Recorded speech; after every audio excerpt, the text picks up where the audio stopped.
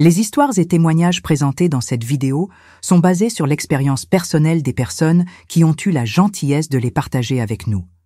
Bien que nous ne puissions ni vérifier ni authentifier tous les événements décrits, nous invitons nos spectateurs à les regarder avec compassion, respect et compréhension. Ces récits reflètent le parcours unique de chacun et notre objectif est de susciter la réflexion, l'empathie et l'inspiration pour tous. Nous aimerions savoir: d'où regardez-vous? Partagez dans les commentaires. Et si, au moment où vous pensez être le plus proche de Dieu, vous découvriez qu'en fait, vous vous en éloignez de plus en plus? Et si, après la mort, vous réalisiez que tout ce que vous avez prêché, enseigné et vécu au sein de l'Église était-ce juste une grosse erreur? Margaret Thompson a toujours été respectée comme femme de foi. Pendant des décennies, elle a dirigé son Église d'une main ferme, convaincue d'être sur la bonne voie. Sa voix résonnait dans toute l'Église, ses paroles ont façonné des vies et sa présence était forte et imposante. Mais est-ce que tout cela vient vraiment de Dieu? Avant de continuer, dites-moi une chose. Comment lisez-vous la Bible? Ouvrez-vous une page au hasard ou suivez-vous votre propre plan de lecture? N'hésitez pas à me laisser un commentaire. Cette soirée commença comme toutes les autres. Les sièges étaient pleins, les voix de la chorale résonnaient dans les allées et la pasteure Margaret ressentait l'énergie des gens qui l'entouraient. Elle appréciait cette sensation, le contrôle qu'elle exerçait sur l'assemblée, le respect et l'admiration qu'elle recevait.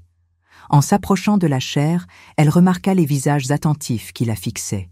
Des gens venus chercher un mot, une direction, une réponse, et elle était sûre de pouvoir offrir tout cela.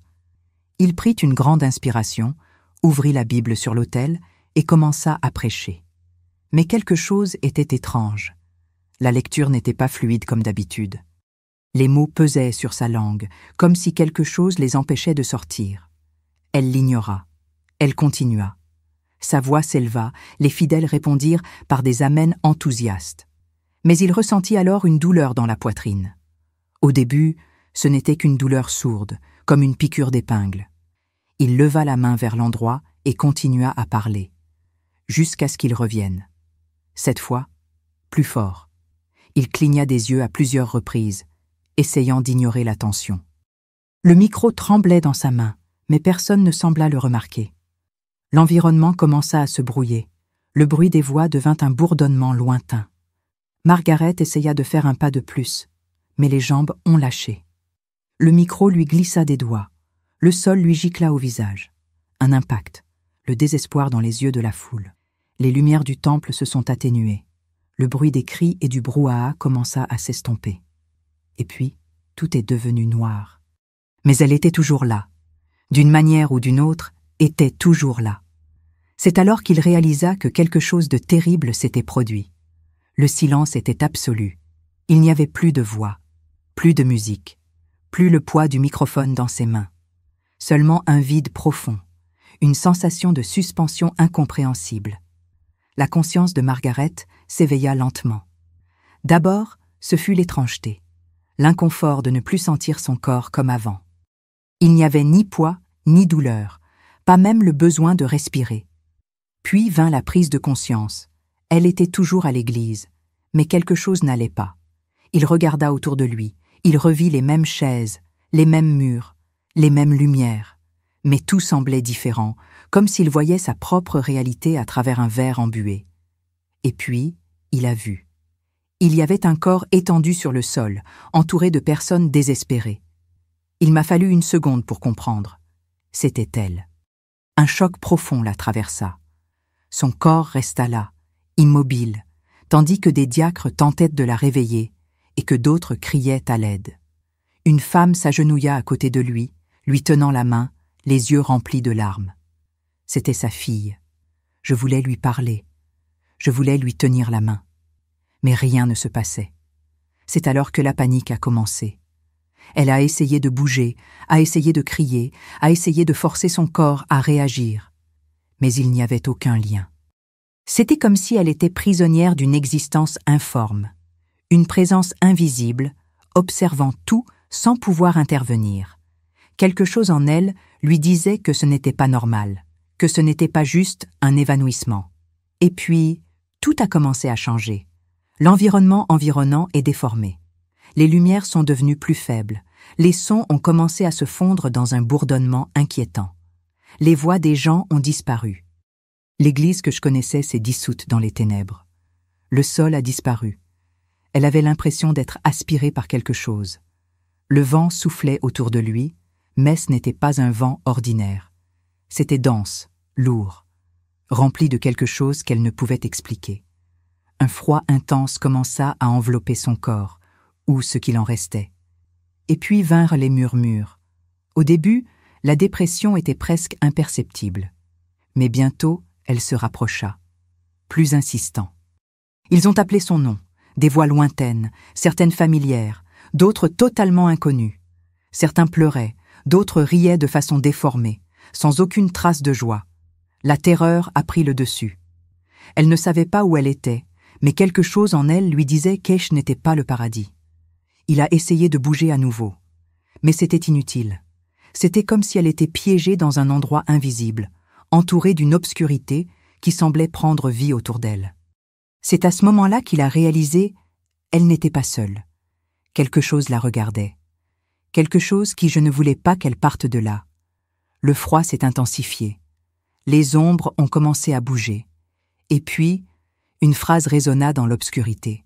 « Tu as prêché sur Dieu, mais tu ne l'as jamais connu. » L'horreur l'envahit complètement, parce qu'au fond, elle savait qu'il y avait du vrai dans ces mots. Saviez-vous que pendant des années, sa foi était devenue une façade, un système, un état. Et maintenant, il était là, face à quelque chose qu'il ne comprenait pas.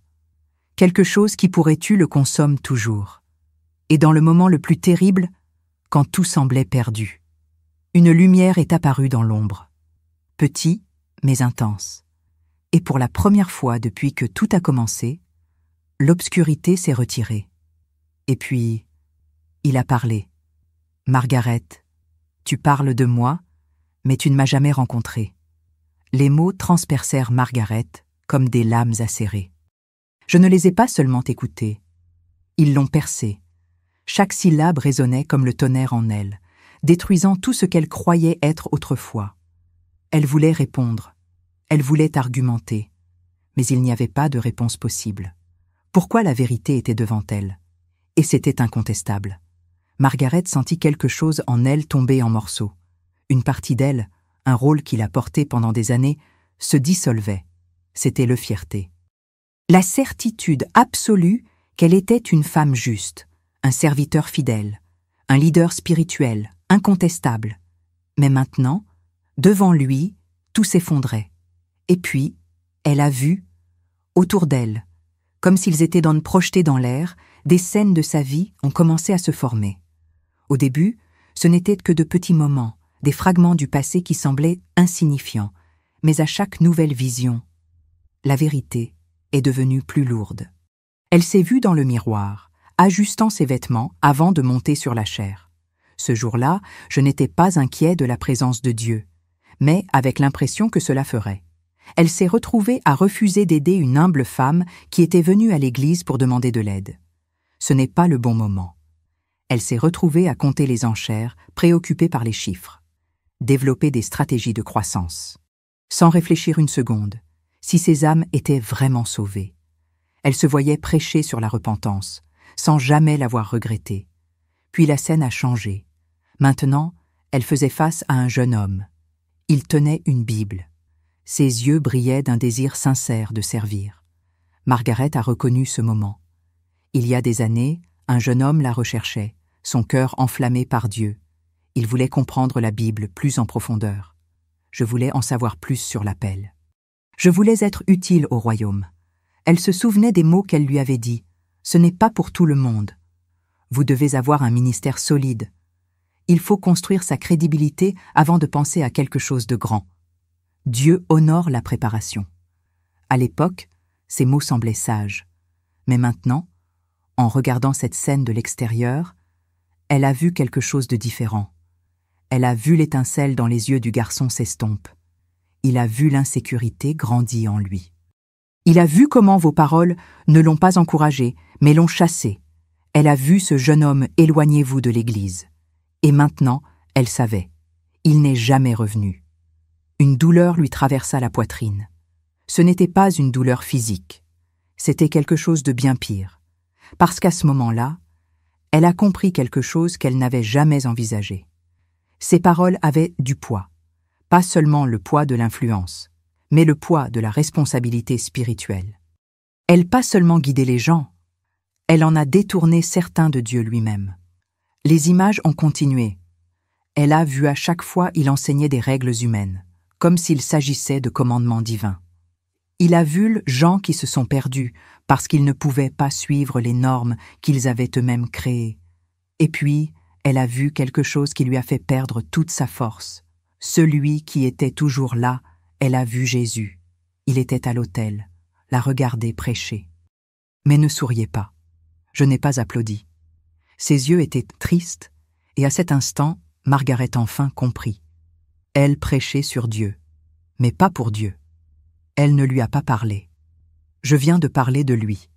Sa foi n'était pas une relation, c'était un système.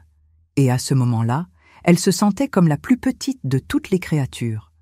Le poids de la révélation, c'était bouleversant. Elle est tombée à genoux, incapable de supporter sa propre existence devant lui, tes yeux remplis de larmes. Elle voulait demander pardon.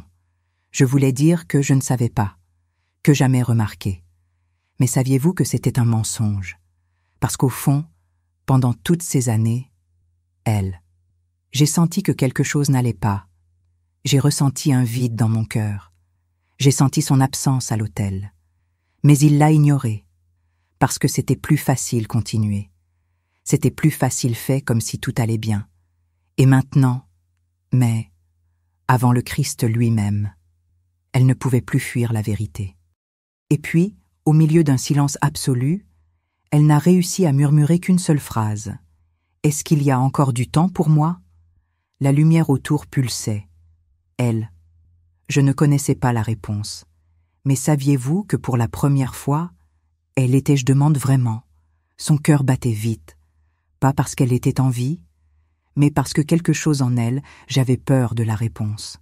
Les moments s'éternisaient, comme s'ils ne faisaient qu'une éternité. Et puis, la lumière autour a commencé à s'intensifier. Le sol sous tes genouxils a disparu. Elle avait l'impression d'être soulevée, comme si quelque chose la tirait vers le haut, mais pas d'une manière effrayante.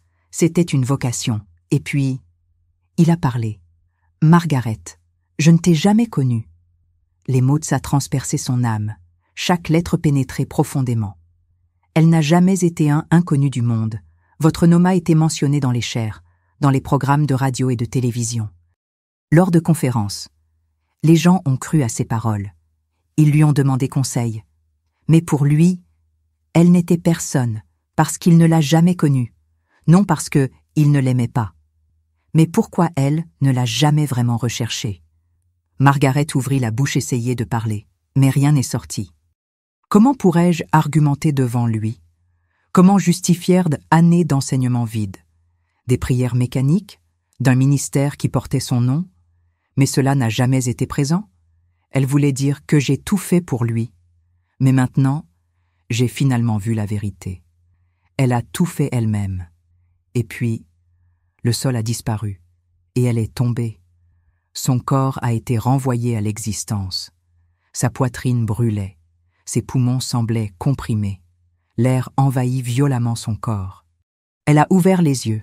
Les lumières de l'hôpital brillaient trop fort. Et à ce moment-là, elle a su.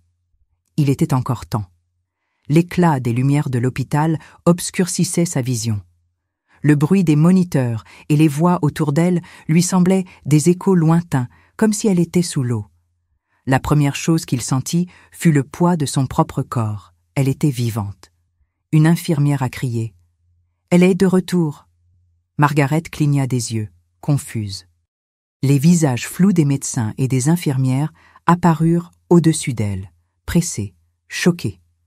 Des mains touchèrent son visage, ses bras, vérifiant ses signes vitaux. Mais rien de tout cela n'avait d'importance. Pourquoi elle se souvenait de tout? Elle se tenait devant lui. J'ai vu la vérité. Et maintenant il était de retour. Ce qui signifiait qu'il était encore temps. Peu à peu, Sa respiration ralentit. Son corps se calma. Mais son esprit était concentré sur chaos absolu. Que dois-je faire maintenant? J'ai survécu à quelque chose qui personne ne le croirait. Comment l'expliqueriez-vous? Qui vous écouterait? La peur a commencé à s'insinuer. Peut-être que ce serait mieux ne dire rien. Peut-être serait-il préférable de faire semblant, rien ne s'est passé. Mais au fond, je savais que ce n'était pas une option. Puis, il l'a senti. Un frisson lui parcourut l'échine. Le même sentiment, la même présence. Mais cette fois, ce n'était pas Dieu. Era quelque chose de plus dense, quelque chose de lourd. Elle l'a ressenti avant même de le voir. Dans le coin de la pièce, une ombre. Arrêt, observation. Son cœur s'emballa. L'hôpital fonctionnait normalement. Les gens discutaient autour de lui. Mais ils n'ont pas vu. Ils ne ressentaient de rien. Mais elle savait. Ils attendaient. La nuit suivante, elle a essayé de dormir. Mais chaque fois que je fermais les yeux, les murmures ont commencé. Au début, c'était bas, puis plus haut. Des mots mélangés et déformés. Des mots qui semblaient viennent de l'intérieur de notre propre esprit. Elle. J'ai reconnu ces voix. Ils étaient les mêmes que dans l'obscurité, les mêmes qui ont essayé de l'emmener auparavant. Maintenant, ils sont de retour. Et ils ne disaient qu'une chose. Si tu parles, tu perdras tout. Margaret ouvrit les yeux. Il sentait sa respiration devenir lourde. La pièce était sombre. Seuls les écrans clignotaient faiblement. Alors, ressentit à nouveau. Le poids sur ta poitrine. L'air est devenu dense. La température a baissé. L'ombre dans le coin de la pièce bougeait. Elle avait envie de crier. Mais sa voix ne sortit pas. Le poids sur votre corps a augmenté. Les murmures sont devenus plus intenses. Soyez silencieux. Oubliez tout. Le désespoir a pris le dessus. Elle voulait bouger, elle voulait se battre, mais quelque chose la paralysait. Alors, à ce moment-là, suffocation totale, quelque chose en elle a crié. Pas avec ta voix, mais avec ton âme. Jésus! L'ombre rétrécit, le poids sur ta poitrineille a disparu. La pièce tomba dans un silence absolu. Elle s'assit sur le lit, halètement. Son corps tremblait. Maintenant, elle savait. Il ne voulait pas qu'elle parle. Il ne voulait pas que la vérité soit révélée. Et c'était exactement pour cela qu'elle avait besoin de le lui dire. Margaret a quitté l'hôpital quelques jours plus tard, mais n'a pas quitté la bataille. À chaque pas que je faisais, loin de cet endroit, j'ai senti un poids invisible sur mes épaules. C'était comme ça quelque chose la suivait. Comme si quelque chose était Justine attendant qu'elle abandonne. Elle a essayé de se convaincre que c'était juste impression. Mais saviez-vous que n'était pas? Les nuits continuaient à être difficiles. Chaque fois que je fermais les yeux, j'ai tout revécu. L'obscurité, sa voix, le jugement qui pesait sur son âme. Et plus que tout, la réponse que vous avez reçue. Il est encore temps. Mais qu'est-ce que ça voulait dire? Qu'est-ce que Dieu attendait d'elle maintenant? La réponse est arrivée quelques jours plus tard, au moment le plus inattendu. Elle était assise dans son salon, regardant la Bible sur la table. Pendant des années, tenait cette même Bible. Il a prêché à ce sujet. Il a enseigné ses paroles. Mais pour la première fois, j'avais l'impression qu'il ne l'avait jamais vraiment comprise. Votre téléphone portable a sonné. C'était un pasteur sympathique, quelqu'un qui je l'admirais. Que je suivais son ministère depuis des années. Elle a répondu. La voix à l'autre bout du fil était tendue, hésitante. « Margaret, j'ai entendu ce qui s'est passé. Les gens parlent. » Elle était silencieuse. Certains disent que vous avez vu Dieu, d'autres disent que c'était juste une illusion de votre esprit. Il y eut une pause. J'ai besoin de savoir ce qui s'est réellement passé. Elle ferma les yeux. Il sentit son cœur se serrer. C'était là le choix. Si je disais la vérité, je savais ce qui allait arriver. Cela serait remis en question, ridiculisé. Elle perdrait son influence, votre nom, votre position. S'il restait silencieux, tout reviendrait à la normale. Vous pourriez continuer votre vie comme avant, mais elle ne serait plus jamais la même. Elle prit une profonde inspiration. Etta décidait de parler. « Je suis mort. Sa voix est sortie tremblant, mais ferme. Et Jésus m'a montré quelque chose que je n'ai jamais voulu voir. À l'autre bout du fil, silence. Puis, une grande inspiration. Et puis, un cri. Je savais que quelque chose n'allait pas, dit le pasteur, la voix brisée. J'ai toujours eu l'impression qu'il me manquait quelque chose, mais je n'ai jamais eu le courage de l'admettre. Margaret sentit une larme coule sur son visage. Elle déglutit difficilement. Alors, tu as encore le temps. Elle chuchota. Cette nuit-là, Margaret a compris. Elle ne pouvait pas continuer à être le même. Elle ne pouvait plus vivre pour elle-même. Elle, il avait besoin de dire ce qu'il avait vu. Elle devait avertir ceux qui, comme elle, croyaient être sur le bon chemin, mais étaient loin de la vérité. Elle savait que beaucoup ne le croiraient pas. Saviez-vous que se heurterait à une certaine résistance? Mépris, des doutes, mais ça n'avait plus d'importance, parce que maintenant, elle connaissait vraiment Dieu. Et pour la première fois, était libre. Il est encore temps de choisir Dieu. Il est encore temps pour changer votre histoire, parce que, au final, les titres, les positions et la reconnaissance ne signifient rien. À la fin, il n'y a qu'une seule question qui compte vraiment. Connaissez-vous vraiment Dieu? Cette nuit-là, Margaret a su compris quelque chose que je n'avais jamais vraiment compris.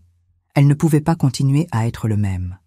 Je ne pouvais plus le supporter vivant pour elle-même, pour un ministère qui portait son nom, pour un statut qui nourrissait son ego. Elle, il avait besoin de dire ce qu'il avait vu. Elle devait avertir ceux qui, comme elle, croyaient être sur le bon chemin, mais étaient loin de la vérité. La question qui résonnait en elle était simple, mais bouleversante. Combien d'autres se sont trompés? Combien de pasteurs, de dirigeants, de ministres, d'hommes et de femmes qui prétendaient servir Dieu, mais ne servaient-ils qu'eux-mêmes? Combien ont vécu une foi basée sur les apparences, les rituels et les traditions vides de sens, mais n'a jamais eu une véritable rencontre avec le Christ? Combien ont prêché des messages puissants, mais ont été spirituellement morts? Margaret, maintenant, connaissait la vérité. Et la vérité exige de l'action. Dans les jours suivants, alors qu'elle était encore en convalescence physique, Margaret sentait le poids de sa mission. Elle ne pouvait pas simplement retourner en chair comme si de rien n'était. Je ne pouvais pas faire semblant. Sa vision était une illusion. L'expérience que vous avez vécue tout changeait. Et avec ce changement est venu un appel qui ne pouvait plus être ignoré. Mais elle savait. Si je parlais, je perdrais tout. L'admiration du peuple, le respect de la communauté, l'influence, le nom qui a construit serait écrasé. Et à l'intérieur d'elle, un combat commença. Dites la vérité et perdez tout, ou restez silencieux et maintenez l'illusion.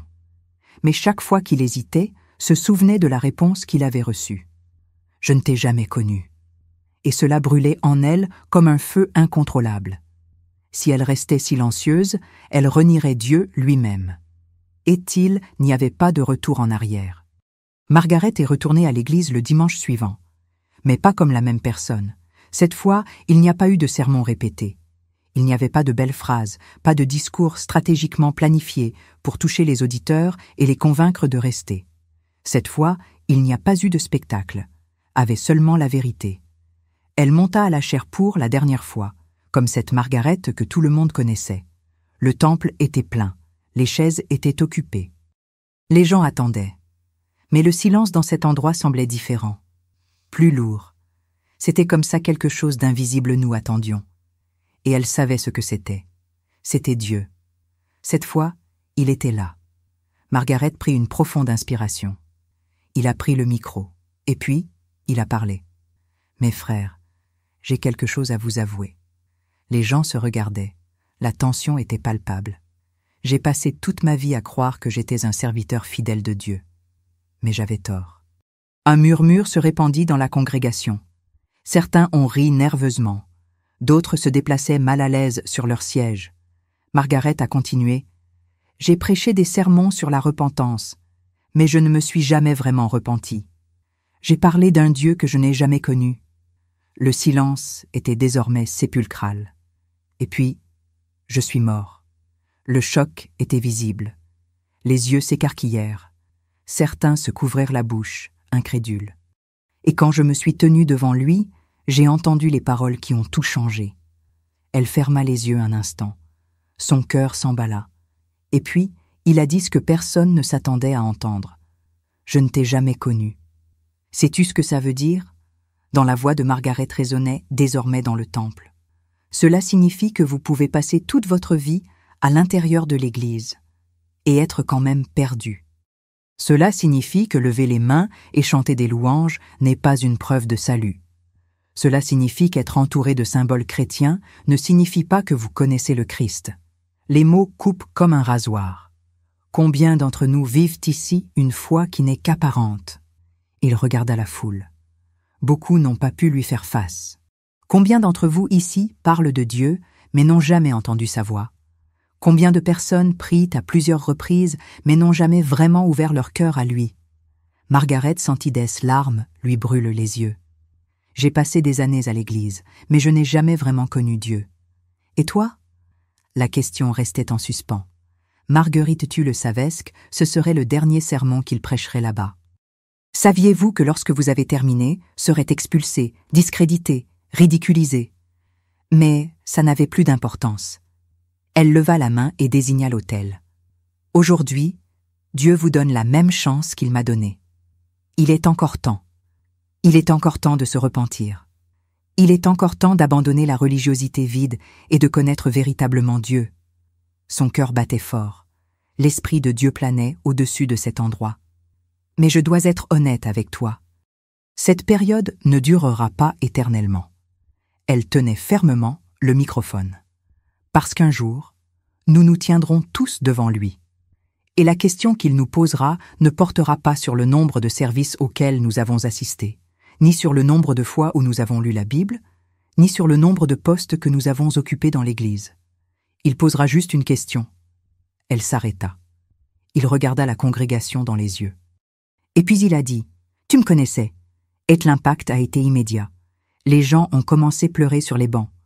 Autres, ils s'agenouillèrent et prièrent et doucement, avec désespoir, confusion, regret. Margaret ferma les yeux. Elle avait accompli sa mission. La vérité avait été dite. Et maintenant, chacun là-bas devra faire son choix. Il est encore temps, mais pas de beaucoup. Et maintenant, je vous demande à vous qui lisez cette histoire, c'est aujourd'hui qu'était ton jour de départ. Si, à cet instant même, son âme était devant Dieu, que te dirait-il ? Il dirait « Entre dans le repos de ton Seigneur » ou devrais-je dire « Je ne t'ai jamais rencontré » ? La réponse à cette question détermine votre destinée éternelle. Et il est encore temps. Mais pour combien de temps encore ? Si ce message a touché votre cœur, partagez. Pourquoi si Marguerite, une chef religieuse, s'était trompée ? Combien y en a-t-il encore ? Et peut-être, tu es l'un d'eux, mais il est encore temps. Avant qu'il ne soit trop tard, avant que le temps ne s'écoule et que les opportunités ne disparaissent, je dois vous demander, et si aujourd'hui était votre dernier jour ? Et si, à cet instant précis, vous fermiez les yeux et, en les ouvrant, vous vous trouviez devant le trône de Dieu ? Seriez-vous certain de la réponse qu'il vous donnerait ? Entendriez-vous les mots les plus désirés par tout être humain ? Bienvenue, bonne et fidèle servante ? Ou entendriez-vous, comme Margaret, les mots les plus terrifiants et irréversibles ? Je ne t'ai jamais connu. C'est la question la plus importante que vous puissiez vous poser en ce moment, car vous pouvez avoir des années d'église, connaître toutes les doctrines, être respecté, admiré, suivre toutes les règles, et pourtant être complètement perdu. Vous pouvez servir une religion et non Dieu. Vous pouvez vivre dans un système et non dans une relation. Vous pouvez vous mentir à vous-même chaque jour en pensant être sauvé, alors qu'en réalité, vous n'avez jamais vraiment connu Dieu. Margaret pensait savoir. Elle pensait être sur la bonne voie. Mais elle était aveugle. Et ce qu'elle voyait de l'autre côté était terrifiant. Non pas que Dieu la haïssait, mais parce que, malgré toute la connaissance qu'elle avait de lui, il n'y avait jamais eu de véritable relation. Et maintenant, je vous le demande, la même chose pourrait-elle vous arriver ?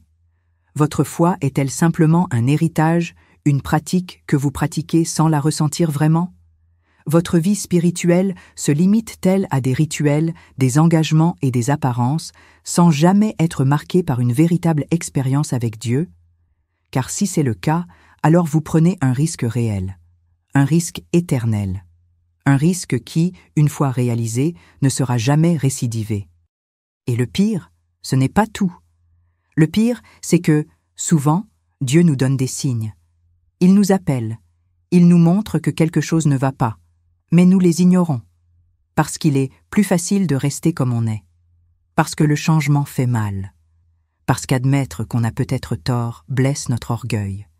Et ainsi, nous continuons chaque jour plus distants, de plus en plus insensibles, de plus en plus habitués à une foi mécanique et sans vie. Mais, et si aujourd'hui était votre dernière chance? Et si Dieu vous parlait maintenant, vous disant qu'il est encore temps, que feriez-vous? Vous repentiriez-vous? Vous mettriez-vous à genoux pour lui demander de transformer véritablement votre vie? Ou continueriez-vous à repousser cette décision, faisant comme si tout allait bien jusqu'à ce qu'il soit trop tard? Car un jour, il sera trop tard. Un jour, il n'y aura plus de sermons, plus d'occasions, plus de temps pour se repentir. Un jour, nous nous tiendrons tous devant Dieu.